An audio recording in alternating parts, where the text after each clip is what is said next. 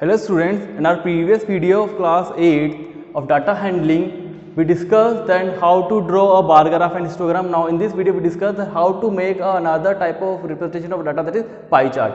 Pie chart हम कैसे draw करते हैं? किसी भी डाटा को अगर सर्कल की फॉर्म में रिप्रेजेंट करते हैं तो उसको हम बोलते हैं pie chart. Now question is given to you, on a particular day the sales in rupees of different items of a baker shop are given. Means on a particular day sales in rupees of a different item, कुछ items दे रखे हैं, उनकी cell जो rupees में हो रही है किसी भी बेकर शॉप पे वो दे रखा है. मतलब आइटम दे रखे आपको ब्रेड की सेल हो रही है 300 रुपीज़ की, केक की सेल हो रही है 80 रुपीज़ की, पेस्ट्री की सेल हो रही है 160 रुपीज़ की, बिस्किट की सेल हो रही है 120 रुपीज़ की एंड फ्रूट ब्रेड की सेल हो रही है 60 रुपीज़ की. Draw a pie chart of a given data.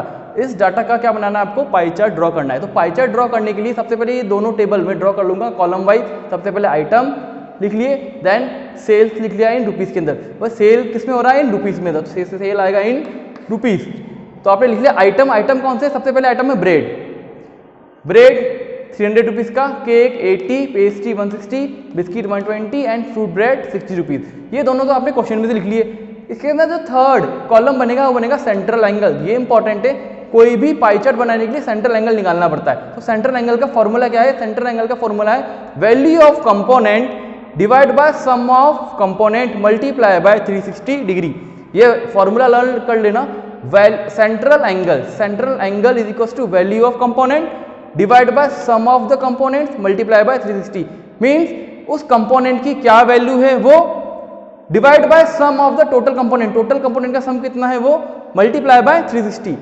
तो वैल्यू ऑफ कंपोनेंट कितनी दे रखी है? ब्रेड के लिए दे रखी है वैल्यू ऑफ कंपोनेंट 300. और इन सबका अगर सम करेंगे, इन सबका टोटल करने पे आ रहा है आपका 720. जब हम सबका सम करेंगे लास्ट में तो सम करने पे आएगा 720. तो नेक्स्ट लिखेंगे value of component divide bye 720. तो यहाँ लिखेंगे 720. ये 720 क्या है? 720 आपने कर लिया इन सबका सम.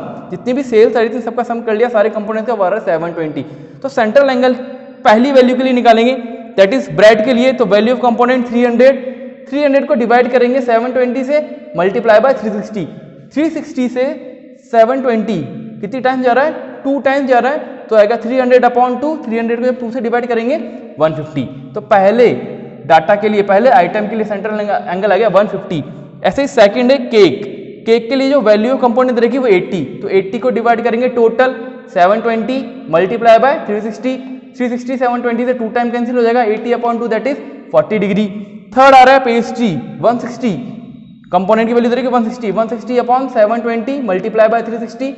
कट गया 360 720 से 2 time, that is 160/2 is 180. Now biscuit के लिए देखेंगे वैल्यू आ रही है 120. 120/720 मल्टीप्लाई बाय 360. 360 से अगेन 720 कट गया 2 टाइम, तो 120/2 60 डिग्री. नाउ लास्ट आ रहा है फ्रूट ब्रेड आ रहा है 60. वैल्यू दे रखी है इस कंपोनेंट की 60. 60/720 मल्टीप्लाई बाय 360. 360 से 720 2 टाइम, 60/2 करेंगे कितना आएगा? 30 डिग्री. तो ये निकाल लिया आपने सेंट्रल एंगल हर कंपोनेंट के लिए. ये फॉर्मूला याद रखना, वैल्यू ऑफ कंपोनेंट की जो वैल्यू है उसको डिवाइड करेंगे टोटल से. इन सबके टोटल के जो आ रहा है उससे डिवाइड करेंगे, मतलब कंपोनेंट की वैल्यू को डिवाइड करेंगे टोटल वैल्यू से और मल्टीप्लाई कर देंगे 360 से. ना उसका पाई चार्ट बनाना. पाई चार्ट बनाने के लिए क्या ड्रॉ करेंगे? सबसे पहले सर्कल ड्रॉ कर दिया. एक सर्कल ड्रॉ और उसका सेंटर क्या ले लिया? O. ना जो फर्स्ट एंगल है वो देगा 150 डिग्री. तो D से मेजर करेंगे. D से मेजर करूंगा ये पहला एंगल 150 डिग्री और कितना लिख देंगे इसके अंदर? 150 डिग्री. ओके, ये आपने क्या कर लिया? फर्स्ट एंगल ड्रॉ कर लिया. फर्स्ट एंगल ड्रॉ करने के बाद सेकंड है 40 डिग्री एंगल. तो इसके बाद ये 0 से लेकर सेट कर देंगे इसको 0 पे, D को, फिर 0 से लेकर 40 degree. Second angle 40 degree. Third angle 80 degree. यहां से स्टार्ट करेंगे 80 degree. Then third angle 60 degree. यहां से स्टार्ट करेंगे 60 degree. Then last angle 30 degree.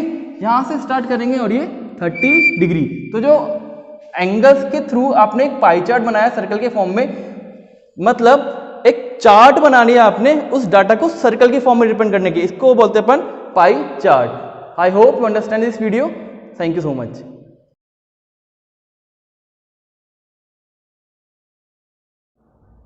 Hello students, in our previous video we discussed that how to draw a bar graph, how to draw a histogram and how to draw a pie chart. Now in this video of data handling class 8 chapter number 17 data handling we discuss probability. So first of all we discuss the definition of a probability. What is the probability? It is the chance of happening of an event. किसी भी event के होने की संभावना, chance, उसको क्या बोलते हैं? probability. मीन्स अगर कल बारिश आएगी कि नहीं आएगी इस होने की probability निकालें तो मतलब चांस क्या है, कल रेन होगी या नहीं होगी, कल रेनफॉल होगी या नहीं होगी, उसका चांस क्या है, वो क्या कहलाती है? प्रोबेबिलिटी. अगर आपने एक कॉइन टॉस किया उस पर हेड आएगा या टेल आएगा तो हेड आने का चांस या टेल आने का चांस क्या होता है, उसी को बोलते हैं अपन चांस को या संभावना को प्रोबेबिलिटी. तो फॉर्मूला क्या होता है प्रोबेबिलिटी का? पी मीन्स प्रोबेबिलिटी, ई मतलब event. Probability of an event is equal to favourable outcome divide by total number of outcome. Favourable outcome वो आउटकम जो क्वेश्चन में पूछे गए and divide by total number of outcome. जो भी आपको एक एक्सपेरिमेंट दे रखा है उसके अंदर जो टोटल नंबर ऑफ आउटकम होंगे वो आएंगे नीचे. तो प्रोबेबिलिटी का फॉर्मूला होता है favourable outcome divide by total number of outcome. Now कुछ पॉइंट्स है. Maximum value of probability. Probability की अगर मैक्सिमम वैल्यू फाइंड करें तो कितनी होती है वो 1 and minimum value of probability होती है 0. मीन्स प्रोबेबिलिटी की सबसे ज़्यादा वैल्यू 1 आएगी, 1 से ज़्यादा मैक्सिमम वैल्यू नहीं हो सकती इसकी. एंड मिनिमम वैल्यू क्या होगी प्रोबेबिलिटी की? 0, सबसे कम value 0. So probability of an event is equal to 0 or greater than 0 and smaller than and equal to 1. Smaller than equal to 1. It means जो probability of an event है वो क्या होगी, या तो 0 के इक्वल होगी या 0 से बड़ी होगी या 1 के इक्वल होगी और 1 से छोटी होगी. तो ये रेंज हो गई probability 0 to 1. Now एक और लास्ट फॉर्मूला है PE, probability of an event plus PE not, probability of not happening of the same event is equal to 1. Means किसी भी इवेंट के होने की प्रोबेबिलिटी प्लस उसी इवेंट के नहीं होने की प्रोबेबिलिटी किसके इक्वल आएगी? 1 के इक्वल. तो ये कुछ फॉर्मूला थे और डेफिनेशंस थी जो आपको इंपॉर्टेंट थी रिकॉल करना कि प्रोबेबिलिटी का formula favourable upon total. Now after that कुछ केसेस हैं वो अपन डिफाइन करते हैं, उनके बारे में पढ़ते हैं. फर्स्ट केस है केसेस ऑफ कॉइन के केसेस. मीन्स अगर व्हेन यू टॉस 1 कॉइन, जब आप 1 कॉइन टॉस करोगे तो क्या क्या केस बनेंगे? When you toss 1 coin then the total number of outcome is 2, that is 1 head and 1 tail. जब आप एक कॉइन टॉस करते हैं तो टोटल आउटकम कितने आएंगे इसके अंदर? 2. एक तो आएगा हेड और एक क्या आएगा? Tail. When you tossed 2 coin, जब आप 2 कॉइन टॉस करोगे मीन्स 2 कॉइन को टॉस करोगे तो टोटल नंबर आउटकम आएंगे 4. टोटल आउटकम 4 आएंगे. टोटल आउटकम क्या होंगे? दोनों कॉइन पर, जब आपने 2 कॉइन टॉस करे तो दोनों कॉइन पे हेड आ सकता है या दोनों कॉइन पे टेल आ सकता है या पहले पे हेड दूसरे पे टेल या पहले पे टेल दूसरे पे हेड आ सकता है. तो टोटल आउटकम कितने हो गए? 1 2 3 4. सो अगर आप 2 कॉइन टॉस करते हो टोटल आउटकम 4 होंगे और ये 4 आउटकम आपको ऐसे पता होने चाहिए कि 2 पे हेड 2 पे टेल, एक पे हेड दूसरे पे टेल और पहले पे हेड दूसरे पे पहले पे टेल दूसरे पे head. Now when 3 coin are toss, third case है कॉइन वाले केसेस के अंदर. थर्ड केस है व्हेन 3 कॉइन आर टॉस. जब 3 कॉइन टॉस करोगे तो टोटल आउटकम कितने आते हैं? टोटल आउटकम आते हैं 8. वो 8 आउटकम कौन कौन से? पहले तीनों पे हेड आ जाएगा. 3 कॉइन टॉस करते हैं तो तीनों पे हेड आ सकता है. पहले पे हेड 2 पे टेल, पहले पे हेड दूसरे पे टेल तीसरे पे हेड, या तो फिर पहले दोनों पे हेड लास्ट वाले पे टेल आ जाएगा. नाउ या तो तीनों पे टेल आ जाएगा, पहले पे हेड 2 पे टेल, पहले पे टेल फिर हेड फिर tail tail head. It means total outcome कितने होंगे? 1 2 3 4 5 6 7 8. इट मीन्स अगर आप 3 कॉइन टॉस करते तो टोटल आउटकम कितने होंगे? 8. ये अपन क्यों पढ़ रहे हैं? क्योंकि जब प्रोबेबिलिटी फाइंड करेंगे तो ये केस पता होना चाहिए आपको कि अगर एक कॉइन टॉस करेंगे तो टोटल आउटकम 2, कौन कौन से? Head tail. जब 2 कॉइन टॉस करेंगे टोटल आउटकम 4, ये 4 आउटकम पता होने चाहिए आपको. जब 3 कॉइन टॉस करेंगे तो टोटल आउटकम होते हैं 8.